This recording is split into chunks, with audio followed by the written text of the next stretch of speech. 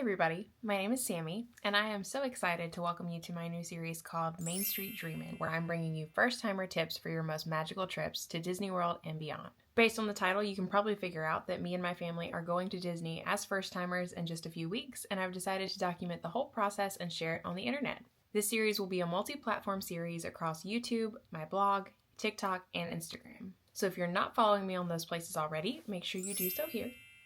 Alright, Main Street Dreamin' Part 1 is going to be all about my planning process, how I plan, where I get started planning, and I'll also be recapping what our plans are for Disney World.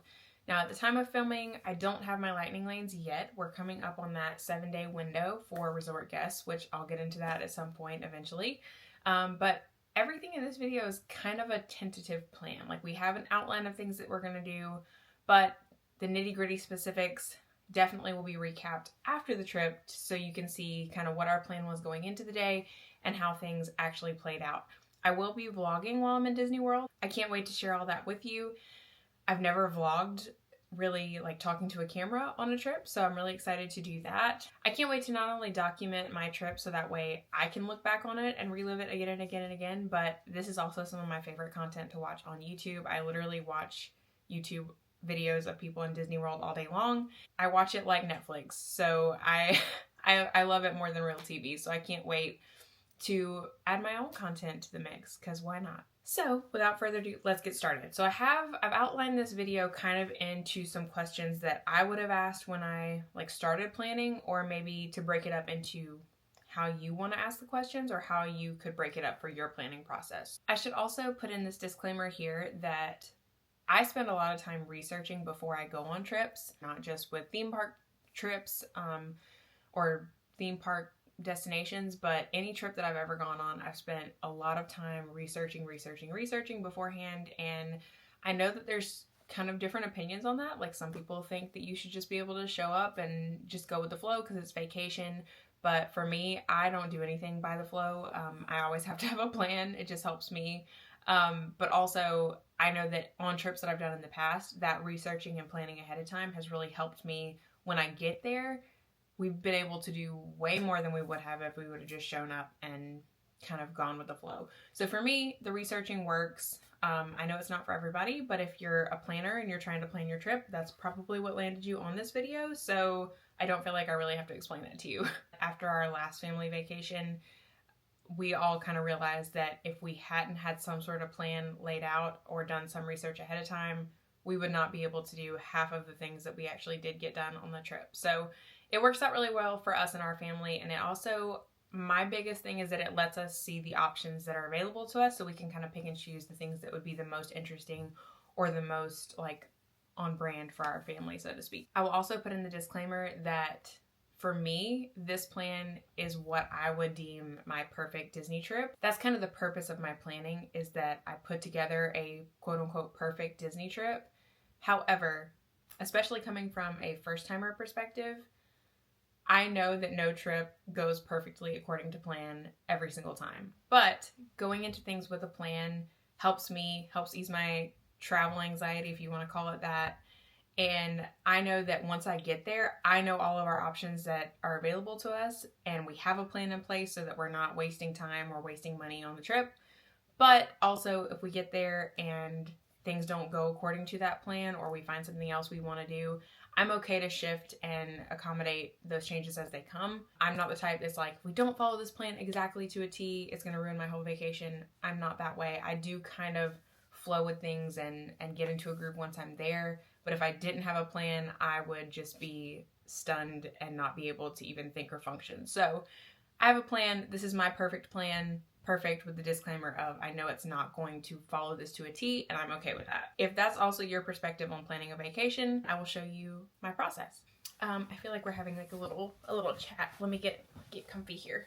I've got my beverage. I hope you do too. First question is, what made me excited about Disney? And I am so excited to tell you. So, I did not grow up going to Disney. My family was not theme park people. We never really did anything like that. We went on vacations to the beach or the mountains, or when I got older, we went to places like Nashville and Charleston, and those were really fun trips. And traveling to places like that is a totally different experience than traveling to a theme park. With that being said, I have always thought it would be fun to go to Disney, but I also did not really know that it was like going to be a big thing for me. Like I was like, oh, maybe one day I'd like to go to Disney and like one and done, and totally my ignorance on the topic. I thought Disney was going to be all roller coasters, and I am not a roller coaster person. So when I say like I like theme parks, roller coasters are not what I'm talking about. However, a couple years ago, my husband decided that he really wanted to take his mom to Universal Studios because she's a huge Harry Potter fan. And I was like, yeah, okay, like, sure. Well, when we started planning the vacation, again, I am the type that has to have a plan going into the vacation. So even though there was our whole family going, so myself, my husband, his sister, her husband, their 2 kids, and my mother-in-law, I took it on myself to plan the vacation because I needed that plan. I didn't really care if anybody else followed it to a T, but I knew that I needed that information. So I dove into planning, and thus my addiction to theme parks was born because I became obsessed with all things that I could research regarding Universal Studios, Islands of Adventure, Harry Potter, Wizarding World of Harry Potter, all the things. Through that, we decided to work with a travel agent, which I'll talk more about in my next point. The first question that she asked was, where do you want to stay? I had no clue. I had no clue where to even start. So she gave us some options. So I went to YouTube, typed in one of the resorts, which happened to be Cabana Bay, and I looked for a resort tour, and I found allears.net. And that was pretty much the end of that. No kidding, I start every day with All Ears now, and it's my little coffee moment, and I love their content, and I want to be best friends. So All Ears, if you're listening, let's be besties. No, for real, like, I want to be besties, so anyways, I fell in love with that channel, which spiraled into other YouTube creators that did Disney and Universal content. I love that I could get both types of content. I watched it all. Even though we really didn't have a plan to go to Disney at the time, I watched it all. I just found it very entertaining content, and thus led to falling in love with Disney as well. So that's what brought me to want to go to Disney. Literally, as soon as we were finished with Universal, we went to the Outlet Mall in Orlando on our last day of our trip, and there was little kiosks about like, oh, buy your Disney tickets here, blah, blah, blah. I literally begged my husband the entire day to buy a Disney ticket and extend our vacation so we could go. I was partially joking. I wasn't really joking. I knew we wouldn't do that while we were there, but I knew that the next big thing for us would probably be a Disney trip. At least for me, that was my goal. Spoiler alert, I booked our Disney trip literally 2 weeks after coming back from Universal, so Mickey Mouse is slowly taking over my life, and I'm not ashamed of it. On to the next point. So my next question is, did I use a travel agent or did I plan it on my own? I like to describe this as half and half. So yes, I absolutely use a travel agent. I think it is so crucial, especially as a first timer, no matter where you're going, if you're going to a Disney destination, if you're going to a Universal destination, other destinations that your travel agent is planning. If you're a first timer going somewhere that is as big of an undertaking as one of these theme parks, absolutely think you should use a travel agent. Highly, highly, highly recommend, especially if you have one as amazing as ours, which I will leave all of her information below. Her name is Lindsay, and she works for Mouse Ear Magic Travel. They specialize in fee-free planning for Disney, Universal, Sandals, I think some cruise lines as well.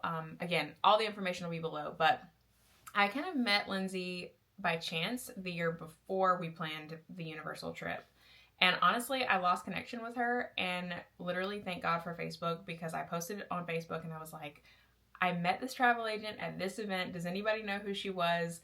Can somebody please get me in contact with her? Because she was so nice, and I hate that I lost her information. And by a miracle, we connected again through that Facebook post, and the rest was history. Love following her content, so make sure that you follow her as well. And if you need a travel agent, make sure to contact Lindsay, because she's the best. She was so sweet about answering all of my questions that I had, especially as a newbie for Universal and for Disney. Any questions that I had, or any, like, if I had researched something and I wanted to clarify that I understood it properly, or, you know, didn't want to make assumptions and then end up, like, being heartbroken when I got there. But any questions that I have, she's always super, super easy to talk to, super nice about answering those questions and helping me understand the whole process. So bottom line, find yourself a good travel agent and cling to them for dear life. Again, Lindsay is fee-free, so I did compare like what it would cost to book our trip by myself and what it would cost to book through her, and there was no difference in the price, but she gets a benefit off of booking that, and she also helps book dining reservations and special things like that. She checks to make sure that you're getting the best deal. So the benefits definitely outweigh everything else. So I highly recommend using a travel agent.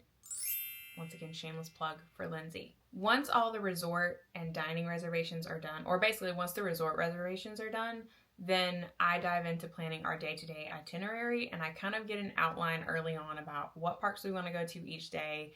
And then pretty much the big thing that I go to next is dining, so I'll talk about that next. I am definitely a foodie, so I like to kind of anchor our day around the places that we're going to eat while we're in the parks. I like to go new places and try new things. Again, I'm not a roller coaster girly, but I am an experience girly. So I like to experience new things. I like to find foods that are only available in the places that I'm going. So once I figure out what theme park that we're going to for each day, I look into the meal options and kind of pick and choose things that I think I would like, or I think the members of my trip would like. And then I anchor our meals around that. So that way, I anchor our day around those meals. So that way, if there's places that we can get reservations, we'll go ahead and schedule those, or I'll put a list together for Lindsay. So that way, when that 60-day window rolls around, she already has all that information for me and everything can just be squared away through her. I'm a huge, huge, huge advocate for getting reservations if you can. I don't think every meal in a theme park needs to be a reservation, but especially for big meals, especially if you're traveling with your family and you have a bigger group, get a reservation. It helps immensely to just know at the end of the day, you have dinner at this time. And when you get there, you're not going to have to show up and go, do you have available seating? How long is it going to be for a party of 3, 5, 6, however many people are in your family? Especially if you're traveling with kids, or honestly, adults, we get cranky too. After a long day in a theme park, knowing that we had a dinner reservation at a certain time helped us out a lot in Universal. You didn't have to get into that conversation of, well, what do you feel like eating? Well, what do you feel like eating? Well, what options are there? Well, do they have enough seating for us? Or can we get a table at this time? Or are we going to have to wait 2 hours? We didn't have to experience any of that. We literally just knew what we were eating every day.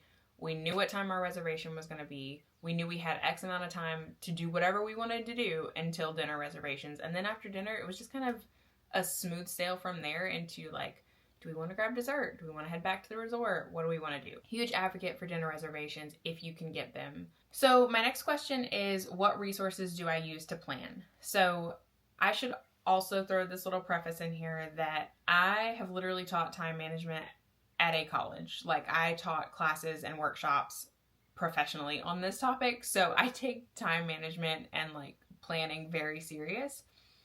I have resources that I've put together. I can link them below also. I have a spreadsheet that I kind of use to plan my time. Honestly, now I use it for like a day-to-day planner. Like, this is my method that I use to plan out my weeks all the time. But also, specifically, I tweak it just slightly and I use it for my theme park planning trips. So I will put a screenshot of that in right here so you can see what I'm talking about. But yeah, I use a spreadsheet method to kind of lay out our days. Again, I'm visual, so I like to see if we have a dinner reservation at this time and we have something else scheduled at this time, how much time do we have between that, and kind of what can we fit in that time. So that's basically the biggest tool that I use to plan out our time specifically. But in terms of like figuring out or like researching and planning, I use a lot of social media networks. I start with what I consider to be like the holy grail of inspiration for trips. Things like Pinterest, Instagram, TikTok, YouTube, blogs, just the internet as a whole. You can research things like what are the best restaurants in this theme park, or what is a must-do ride if you've got kids between this age and this age, or character meetings, tips and tricks for everything. So I like to dive into that and just see what catches my eye, especially with Pinterest. Pinterest is visual for sure. It's just pictures mostly. So I like to go through and be like, oh, that's pretty, or oh, that's a nice place to take pictures. Where is that? And then I kind of keep a note of what are the things that we would like to do or that would mean the most to us. I am a photographer professionally. So obviously taking photos is going to be a big part of what I want to do there. I want to take photos. I want to do character meet and greets. I'm a princess girly at heart, so I have planned all of my Disney bound outfits through Pinterest. TikTok is great for seeing a personal POV of different things that you can do. So character meetings, ride POVs, just experience POVs, foods that you would want to try, or foods that people have ranked from the different parks. And again, all that's kind of subjective, and like there's certain things that somebody may rank as a 10 that I would rank as a 1, or certain things that some people would say are a must do that maybe you have a food allergy that you can't do. Don't let that stop you. I mean, if you if you have a food allergy, that should stop you. I have a food allergy. That'll stop me. That's not what I meant. What I meant was, take these videos subjectively. If somebody ranks something as a 0, but it still looks delicious to you, give it a try, especially if you've never tried it before. Food is subjective, so take that with a grain of salt, but use it as kind of an inspiration for you. So if you look at the video and you're like, people rate that as 100 out of 10, but it looks disgusting to me, don't eat it. You don't have to try it. This is not like your parents' dinner table as a kid where you have to eat your vegetables or you can't get up.